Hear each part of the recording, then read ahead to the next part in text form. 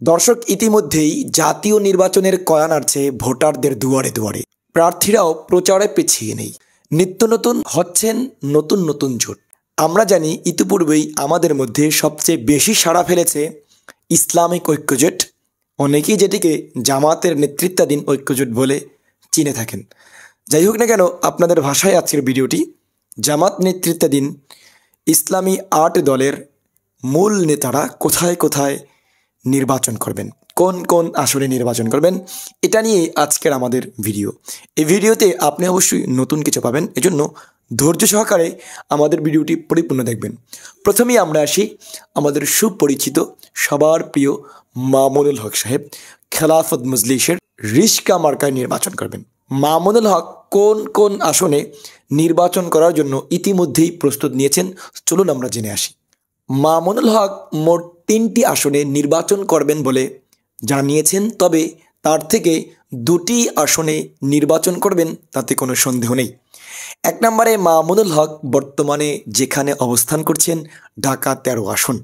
ঢাকা 13 আসনে মামুনুল হক এমপি পদপ্রার্থী হিসাবে আগামী নির্বাচনে 8 দলীয় ইসলামিক ঐক্যজোটের পক্ষ থেকে রিশকা মার্কায় নির্বাচন করবেন। আরও করবেন তার জন্মস্থান ঢাকা 7, সেখানেও তিনি নির্বাচন করার আশ্বাস জনগণকে দিয়েছেন। এমনকি তার নামে আরও শোনা যায় বাগেরহাট 1 অর্থাৎ তার নানা বাড়ি, ওখানেও তিনি নির্বাচন করার জন্য প্রস্তুত নিয়েছেন। যদিও সেখানে ইসলামী আন্দোলনের হেভিওয়েট প্রার্থী রয়েছেন মুজিবুর রহমান, যিনি সাবেক উপজেলা চেয়ারম্যান এবং গণমানুষের পরিচিত মুখ। দর্শক, এবার আসি আমরা বরিশালের মাটি ও মানুষের নেতা, লক্ষ কোটি মানুষের আধ্যাত্মিক রাহবার, রাজনৈতিক লিডার মুফতি ফয়জুল করিমের কথা, যার দল ইতিমধ্যেই বাংলাদেশে ইতিপূর্বেই বহুত নির্বাচনেই ভালো সারা জায়গা নিয়ে ভোট পেয়েছেন। যাই হোক না কেন, আমরা সেদিকে যাব না। তিনি কোন কোন আসনে নির্বাচন করবেন বলে জনগণকে আশ্বাস দিয়েছেন, চলুন আমরা জেনে আসি। বরিশাল 5 আসন, যেখানে তিনি ইতিপূর্বে কয়েকবার নির্বাচন করেছেন, কিন্তু ভোটের কারচুপির অভিযোগে তিনি একবারই এমপি হতে পারেননি, সংসদে যেতে পারেননি।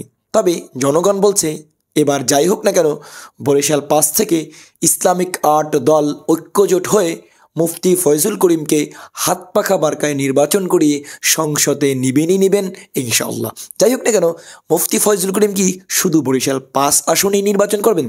না, মুফতি ফয়জুল করিম জানান দিয়েছেন উনি এবার আরও একটি আসন বাড়াবেন। যদিও মুফতি ফয়জুল করিম এর আগের নির্বাচনে বরিশাল 5 এবং জালুকাঠিতে 2 আসনে নির্বাচন করেছিলেন এবং উভয় আসনেই উনি সেকেন্ড হয়েছিলেন, ভালো ভোট পেয়েছিলেন।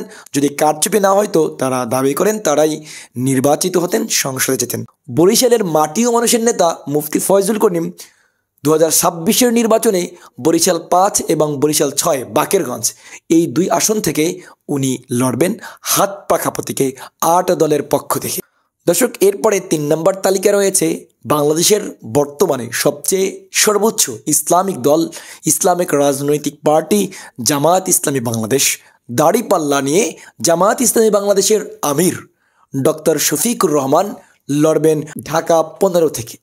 ঢাকা 15-এর মাটি ও মানুষ ইতিপূর্বেই ডক্টর শফিকুর রহমানকে আপন করে নিয়েছে। এমনকি যে কোনো পেশার মানুষ তাকে যেখানে পায় সেখানেই বুকে টেনে নেয়। তার মানে আমরা নিশ্চিত হতে পারি আগামী নির্বাচনে ডক্টর শফিকুর রহমান ঢাকা 15 থেকে নির্বাচিত হয়ে সংসদে যাবেন।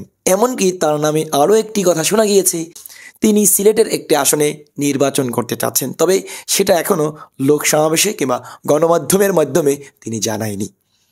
দর্শক, এরপর আমাদের এই তালিকায় রয়েছেন খেলাফত মজলিসের আর এক গ্রুপ, অর্থাৎ দিয়ালগড়ি মার্কা। দিয়ালগড়ি মার্কার হেভিওয়েট নেতা অর্থাৎ আব্দুল কাদের বাচ্চু।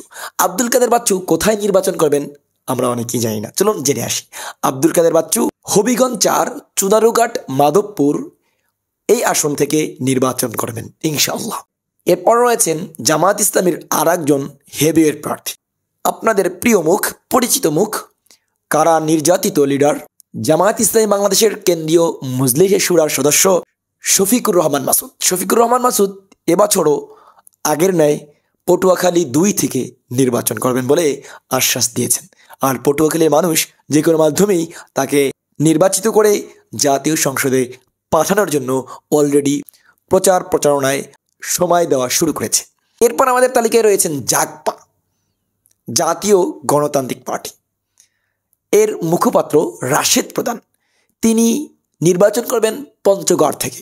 পঞ্চগড়ের মাটি ও মানুষ তাকে অলরেডি আপন করে নিয়েছেন এবং 2026 সালে 8 দল কর্তৃক ইসলামিক ঐক্যজোট তাকে মনোনীত করে মানুষ তাকে ভোট দিয়ে সংসদে পাঠাবেন বলে নিশ্চিত হয়েছে। দর্শক, জামায়াত ইসলামী বাংলাদেশের আর একজন প্রার্থী, যাকে না বললেই নয়, অর্থাৎ আমাদের পরিচিত মুখ ব্যারিস্টার আরমান, ব্যারিস্টার আবুল কাসেম আরমান। তিনি কোত্থেকে নির্বাচন করবেন বলে আমরা অনেকেই জানি। তিনি নির্বাচন করবেন ঢাকা 14 আসন থেকে। দর্শক, এই ছিল আজকের আমাদের প্রতিবেদন। নিত্য নতুন জামায়াত ইসলামী, ইসলামী আন্দোলন বাংলাদেশ এবং 8 দল কর্তৃক যে কোনো নিত্য নতুন সংবাদ পেতে আমাদের সাথে থাকুন।